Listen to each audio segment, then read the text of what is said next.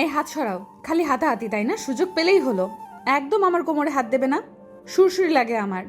আর এইভাবে আমার সাথে মিশে বসে আছো কেন?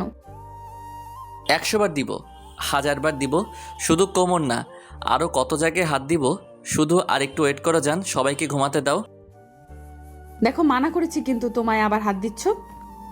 আমার কিন্তু সুরসুরি লাগছে। আর লিমিট ক্রস করবে না। আমি কিন্তু তোমার সিনিয়র। সম্মান দিয়ে কথা বলবে। জান, এমন করো কেন? আমি হাত না দিলে আর কে দেবে? আর আজ আমাদের বাসর রাত, একটু ইয়ে না করলে কিভাবে হবে বলো?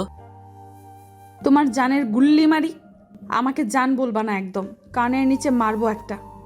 একদম আমাকে টাচ করবা না। খালি সুযোগ পেলেই চুমাচুমি শুরু, তাই না? আর ইয়ে মানে কি, লুচ্চা ছেলে? ইয়ে মানে হাজব্যান্ড ওয়াইফ যা করে তাই। দেখো না, টিভিতে বিভিন্ন রোমান্টিক মুভিতে হাজব্যান্ড ওয়াইফ বাসর রাতে কি করে। আমি তোমার মতো ক্যারেক্টারলেস না। ওইসব 18+ সিন দেখার জন্য টিভির সামনে সারাদিন বসে থাকি না। এই, তোমার মোবাইলটা দাও তো। আমাকে ক্যারেক্টারলেস বলতে পারলে? স্বামী স্ত্রী এসব না করলে আর কে করবে এগুলো?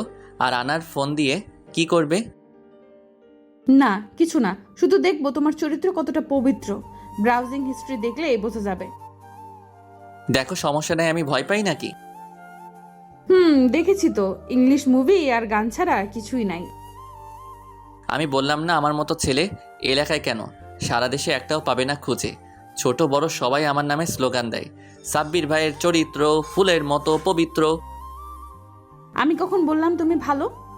আমি জানি না বোধহয় ইংলিশ মুভিতে কি কি দেখায়। আমাকে বোকা ভেবেছ? তুমি কিভাবে জানলে কি দেখাই? তুমিও নিশ্চয়ই দেখো, তাই না? তলে তলে সিএনজি চালাও আর আমি চালালেই হরতাল। এটা কিন্তু ঠিক না, নারী পুরুষ সমান অধিকার। এটা বলে সাব্বির নেহার দিকে কয়েক পা এগিয়ে গেল। নেহা খাটের একেবারে শেষ প্রান্তে এসে পড়েছে। এইভাবে এগিয়ে আসছো কেন আমার দিকে? আর পাঞ্জাবি খুলছো কেন? ছি ছি ছি, একদম জামা কাপড় খুলবে না আমার সামনে। নেহা লজ্জায় নিজের চেহারা দুহাত দিয়ে ঢেকে ফেলল। আর সাব্বির কোনো কিছুর তোয়াক্কা না করে পাঞ্জাবিটা খুলে ফেলল। নেহার দিকে এক পা দুপা করে এগিয়ে গেল। নেহা লজ্জায় কথা বলতে পারবে না। যতই সিনিয়র হোক, একজন পুরুষ মানুষই হয়। সিনিয়র জুনিয়র মানে না। সাব্বির এবার নেহার হাত ধরে নেহাকে নিচের দিকে টান দিল। নেহা সাব্বিরকে ধাক্কা দিয়ে বারান্দায় দৌড় দিল। সাব্বিরও নেহার পেছনে পেছনে বারান্দায় দৌড় দিল। পূর্ণিমার রাত, নেহা বারান্দার কোনায় দাঁড়িয়ে আছে আর সাব্বির বারান্দার দরজার সামনে। বাসরে কি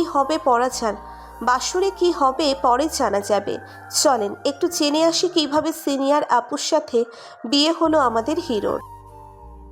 2 বছর আগে সাব্বির এবার এসএসসি পাশ করলো। কলেজে ভর্তির জন্য ফর্ম জমা দিতে যাচ্ছে সাব্বির। হাইওয়েতে আব্বুর বাইক নিয়ে বেরিয়েছে সাব্বির। বয়স হয়নি বলে একটা বাইক কিনে দেওয়া হচ্ছে না এখনো। হাইওয়েতে জ্যামের ভেতরে বাইকে বসে আছে সাব্বির। হঠাৎ পাশের রোড থেকে একটা বাস এসে বাইকের পাশাপাশি এসে দাঁড়ালো। বাসের ভেতরে খুব জোরে সাউন্ড করে গান বাজছে। কোনো পিকনিক বাস হবে সম্ভবত। জ্যামের ভেতরে গান শুনতে ভালোই লাগছিল সাব্বিরের। ভেতরে কারা যেন ডান্স করছিল। একদল মেয়ে, সেটা বোঝা যাচ্ছিল, কিন্তু কারোর চেহারা দেখা যাচ্ছিল না, কারণ জানালা বন্ধ আর এইদিকে জ্যাম ছাড়ার কোনো নাম নেই। হঠাৎ কেউ একজন বাসের কয়েকটা জানালা খুলে দিল। সাব্বিরের জন্য এক মুহূর্তের জন্য যেন সব থেমে গেল। জ্যামের গাড়িগুলোর হর্নের সাউন্ড, রোদের তাপ, ক্লান্তি সব ভুলে গেছে সাব্বির। কিন্তু কেন? জানালার কাছে একজন মেয়ে মুখে পানি দিচ্ছে, যাকে দেখে আমাদের হিরোর এই অবস্থা। সাব্বির হাঁ করে তাকিয়ে আছে, যেন তাকিয়ে থাকার কোনো প্রতিযোগিতা হলে প্রথম পুরস্কার তার দখলে থাকতো। জ্যাম ছেড়ে দিয়েছে, বাসটা সামনে এগিয়ে এলো। সাব্বির এখনও স্বপ্নের দুনিয়ায় আছে।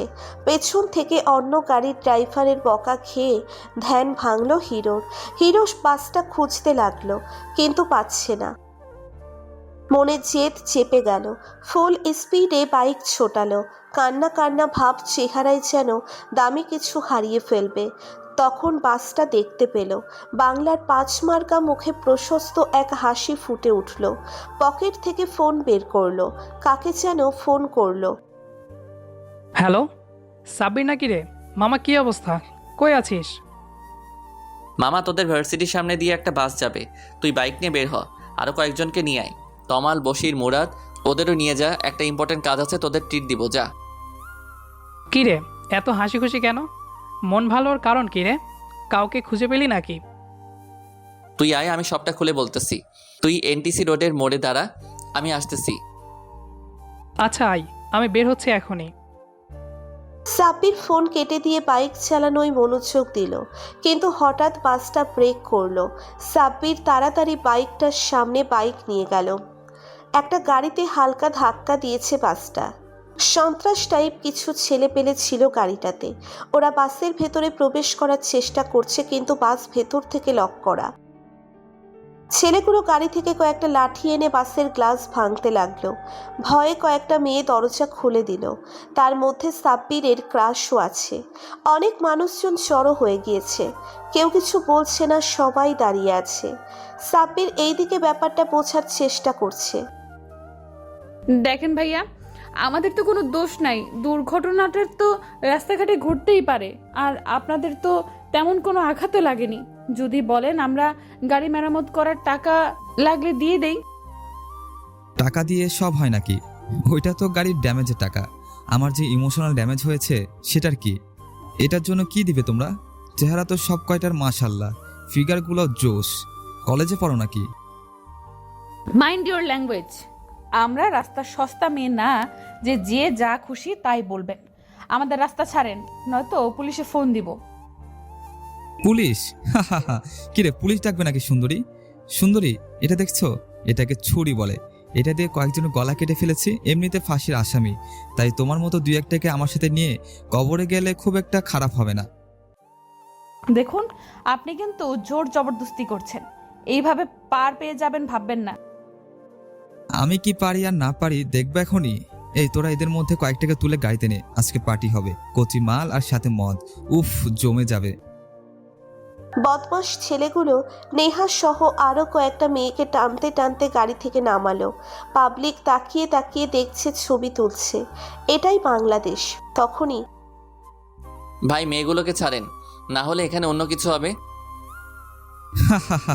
কিরে পিচ্ছি, তুই কই থেকে আসলি? তোর গার্লফ্রেন্ড আছে নাকি এখানে? আয়, তুইও আয়, একসাথে এনজয় করব। হাত ছাড় ওদের। কিরে, হাত ছাড়িস না কেন? এইদিকে সাব্বির একা চারজনের সামনে দাঁড়িয়ে আছে। বাসের মেয়েগুলো নেহা সহ অবাক হয়ে তাকিয়ে আছে। সাব্বিরের রাগে চোখ লাল হয়ে আছে, কারণ সন্ত্রাসীদের লিডারটা ওর ক্রাশ প্রথম প্রেম নেহার হাত ধরে আছে। পিচ্ছি, বাসায় যা, এখানে খুন করার কোনো মুড নেই। এই ছেলে, তুমি চলে যাও। ওরা ভালো না, তোমার ক্ষতি করে দেবে।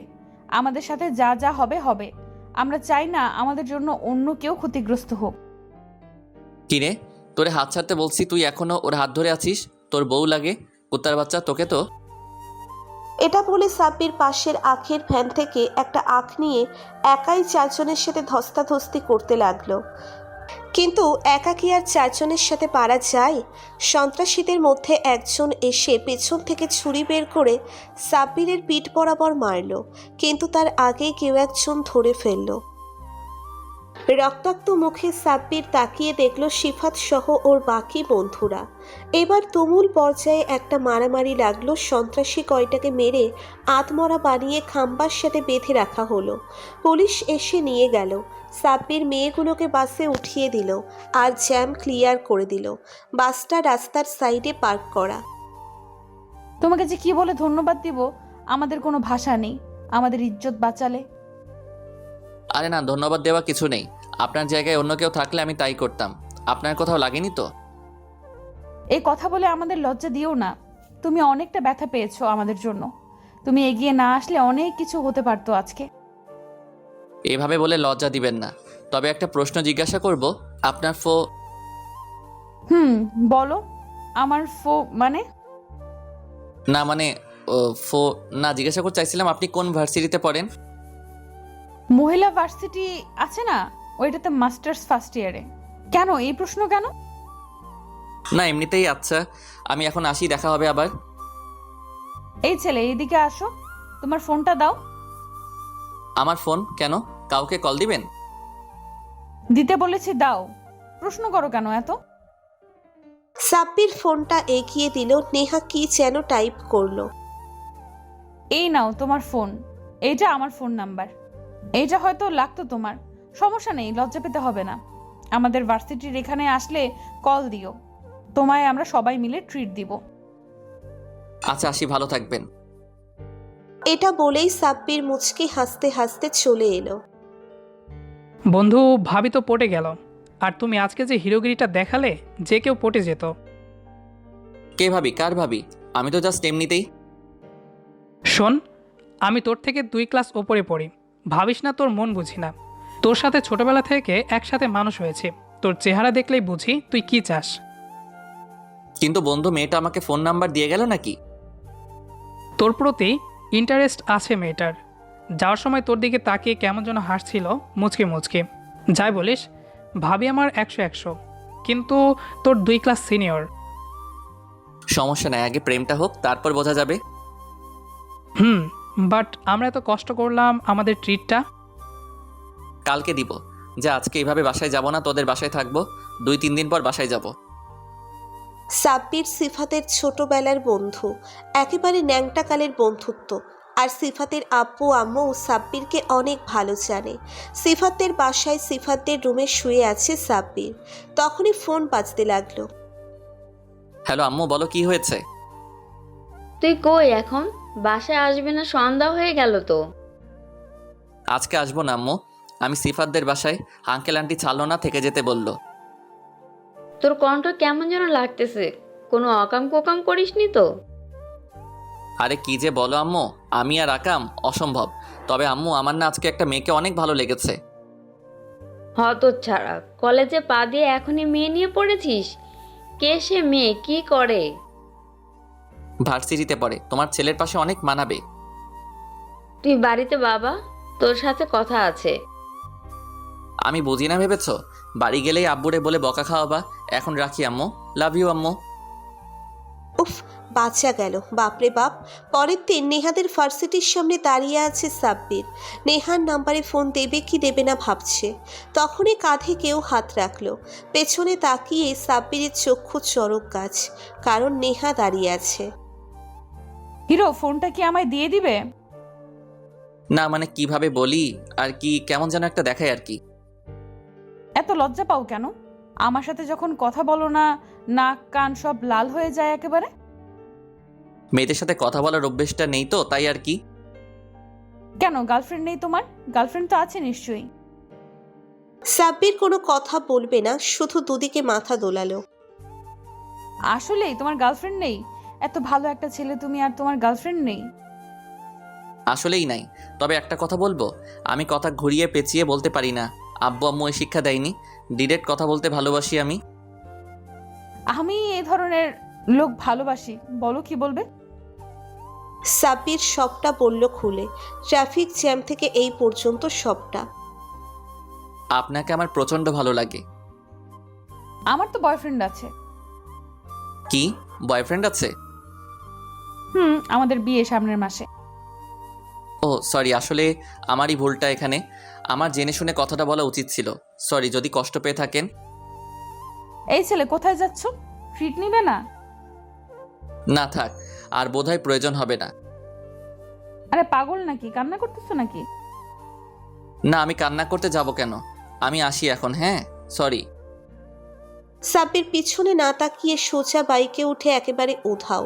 সাব্বিরদের বাসায় দুপুর থেকে রুমের দরজা বন্ধ করে কান্না করছে সাব্বির। এই ছেলে কি হলো তোর? কান্না করিস কেন আমায় বল। কেউ তোকে কিছু বলেছে? কেউ মেরেছে তোকে? ভেতর থেকে কোনো রেসপন্স নেই। সাব্বিরের আম্মু চলে যাবে। তখনই সাব্বির দরজা খুলল আর আম্মুকে জড়িয়ে ধরে বাচ্চাদের মতো কান্না করতে লাগলো। সাব্বিরের কান্না দেখে ওর আম্মু চোখের পানি ধরে রাখতে পারল না। সাব্বির ওর আম্মুকে সবটা বলল। এখন আমি কি করব বল? ওই মেয়ে তো অন্য কাউকে ভালোবাসে, না হলে ভেবে দেখতাম। তোমার কিছু করা লাগবে না, আমার ভাগ্যে নাই ওই মেয়ে। কয়েক মাস পর সিফাতের সাথে হাইওয়েতে মোড়ে দাঁড়িয়ে আছে সাব্বির। তখনই নেহাকে দেখতে পেল। সাব্বির মুখ লুকানোর জন্য হেলমেট পরে নিল। নেহা সামনে এসে দাঁড়ালো।